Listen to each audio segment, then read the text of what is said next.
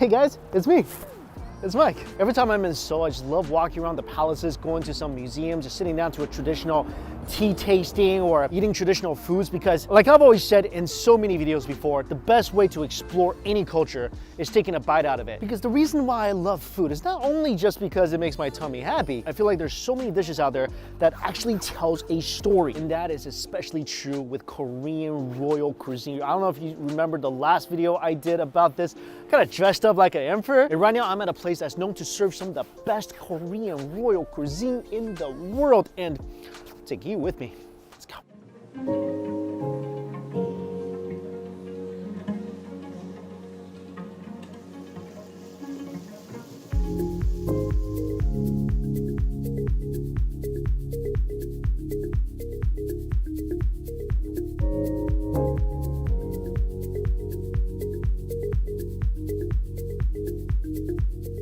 This place is called Jihwaja, and such an interesting story behind this whole restaurant. So there's a chef called Hui Sun-han. She was the last cook for the king and queen of the Joseon dynasty. She was the royal chef and considered the first master of royal Korean cuisine. And then the second master, Miss Huang, learned from her. It was a really interesting story. I was talking to the owner about it, and apparently like she was trying to learn the cooking, but Miss Han wouldn't let Miss Huang into the kitchen for like the first year. So finally Miss Huang's dedication overwhelmed her, and she was led into the kitchen, and Miss Huang eventually became a master herself, and her son Mr. Han eventually opened this restaurant as a celebration to traditional classic royal Korean cuisine. Really the highlight of these foods is not only is the ingredients just top quality, but you're really trying to taste the natural flavor that each individual food items provide, and it's just stunning. This restaurant, honestly, like just sitting here and reading about it and just looking at the menu items and the history, I feel like it goes way beyond just food. I mean, this is a culinary identity. This is like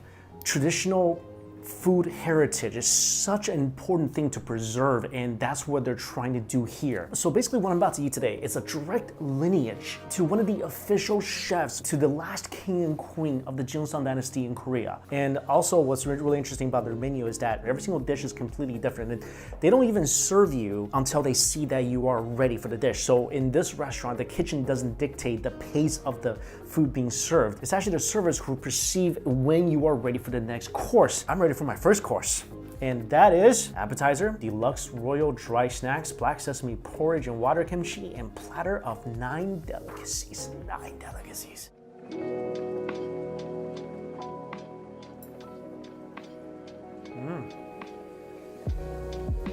First one, persimmon with walnuts. Kind of reminds me of my childhood. We used to eat fresh persimmon, dry persimmon, persimmon pancakes.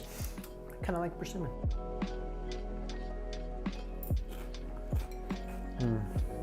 Wow.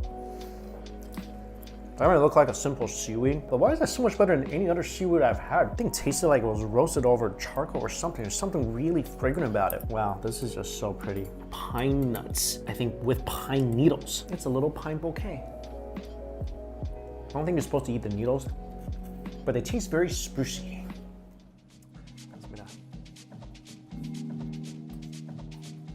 Oh. Ginkgo nuts. I have a really funny story about this. I don't think this is an appropriate setting to tell it though. It involves my dad and a tree that smells like poo. I'll leave it at that.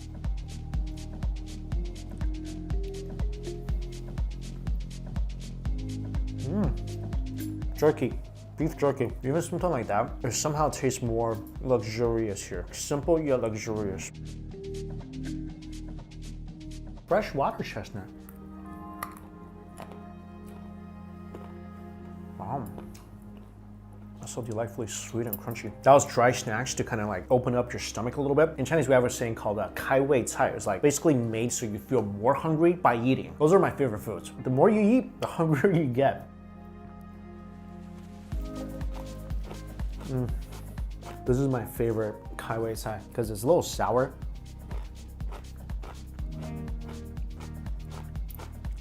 That's why I love kimchi. A little sour. It does make you just want to eat more.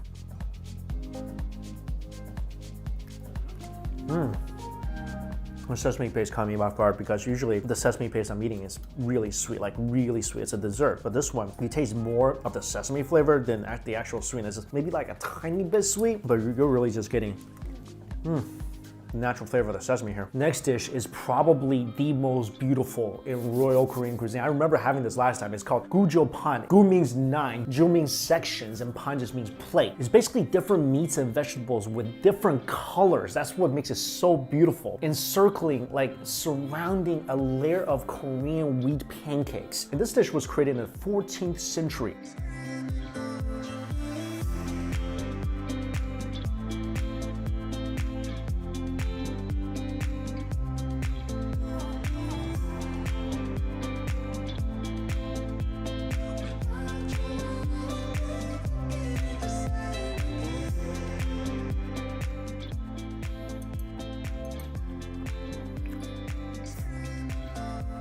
It's one of my favorite dishes. If you could taste a rainbow, literally, this would be the dish. Forget Skittles. This is how you actually taste a rainbow. I mean, everything got crunched, chewy, pancakes, juicy, slightly sweet carrots, succulent meat, eggs, and a wasabi sauce to kind of tie it all together. It's pretty much got like everything you want in terms of flavor and texture.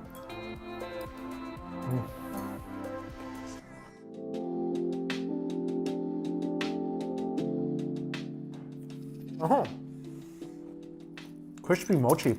Oh, actually delightful. Slightly sweet. No, this crunch is so beautiful. This is the best mochi I've had, I think, in my life. It's slightly toasty on the outside. It's so warm and chewy.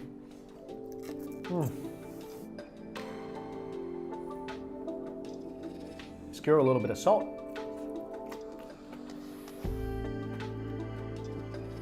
I know I'm only like 4 courses in, but I love this restaurant so much. That bite, the meat was so tender, with the roasted scallions providing that great crunch and slight garlicky flavor. Also, when you eat here, every table gets one of these personalized cards. They're gonna take your photo with you and the food and put it here, and you get to take this home. Wow. Kind of like a green and white peacock.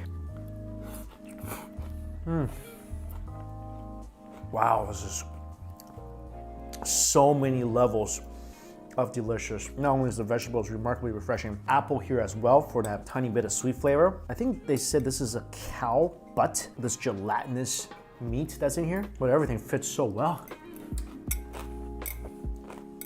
Vinegary, sweet, crunchy, refreshing, just a hint of sesame oil. Flavors that I'm typically familiar with, completely changed up by what they do here. Abalone with taro, and I see a jujube, I see sea cucumber. Abalone is one of those dishes that you either can cook it beautifully or it's gonna taste like a rubber band.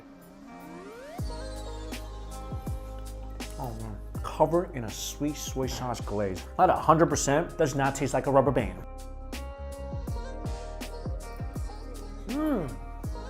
I recommend if you do eat this, eat the abalone and the sea cucumber first. Save that piece of taro because that just tastes like candied yam. A sea cucumber, my favorite type of cucumber. I noticed something about the dishes I was being served today. I noticed myself trying to finish up every single last drop of food that's on my plate. Because even when it just kind of looks like a garnish, it plays an amazing role. There are no just role players in any one of these dishes. Next up, another masterfully prepared dish, vegetable abalone hot pot with wrapped kimchi. Seriously, it just looks like Santa unwrapping gifts on Christmas morning.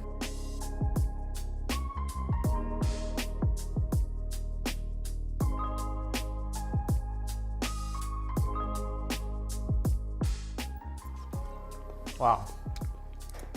Well, that abalone is cooked down to its pure, tender form. Last time I enjoyed vegetables like this was when I was in India. What did I just eat? Oh my gosh. It's like a fresh fish cake wrapped in an omelet. Oh, so tender. Broth is infused with really great radish flavor too. Chase it with a little kimchi. Even the kimchi is better. Spicier, more vinegary. Oh my gosh, this thing too. This is like a, what is that? Oh, it's omelet covered scallions. The little details really what making this stand out. Look at that. Looks like a face. Oh, there's clams in the kimchi too. Wow. Clams in the kimchi. Oh, no wonder this kimchi is awesome.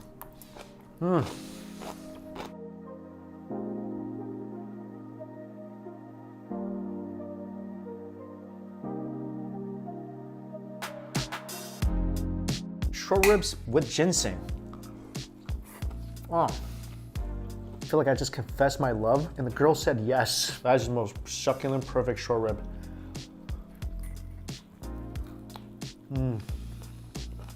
So perfectly smoky and tender. Oh, that mushroom. I almost like that more than the beef. This is unlike any mushroom I had before. Oh my God. It has this unexplainable earthiness to it. I know the flavor now. It's ginkgo nut flavor in the mushrooms. Just as interesting as the beef. Down to last 3 dishes. All right, this is abalone congee, and what they did was the shade of the congee is a little yellowish because they're taking the innards of the abalone and they mixed it in with the congee. That's such a light, but also very significant seafood flavor. And this is crazy. They use pollock skin. This is basically fish skin. And they pounded it with salt and spices. And you take it and you eat it with the congee. Oh man, it tastes like little shreds of fish jerky. I got the bibimbap, and this is like traditional bibimbap. You'll notice mung bean noodles in the middle here. This is pomegranate wonton. Not because there's pomegranate inside, but it just kind of like looks like little pomegranate, and it symbolizes have a bunch of kids.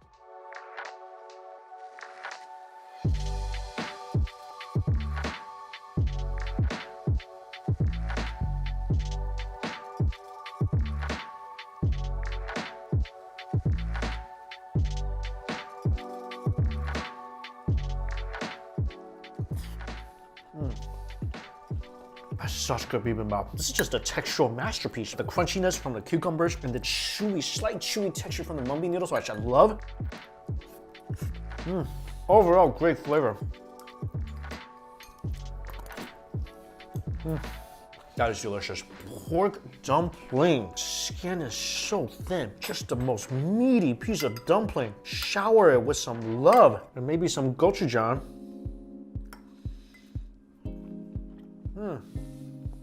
If it means being able to eat more of these dumplings, I'll consider some kids. Finally, the cold noodles. What's really interesting about these cold noodles is that I don't see no noodles. Where are you hiding noodles? I almost don't want to disturb this. It's so pretty. Okay, so under the, look at this. It's like a snow-capped radish peak. The noodles are hiding under, oh, there you are. Oh, yeah. I love cold noodles, always with some extra vinegar and some mustard.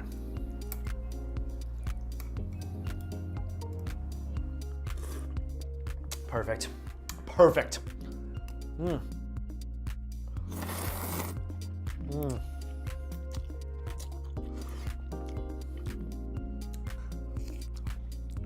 Oh, it's not radish. It was a pear.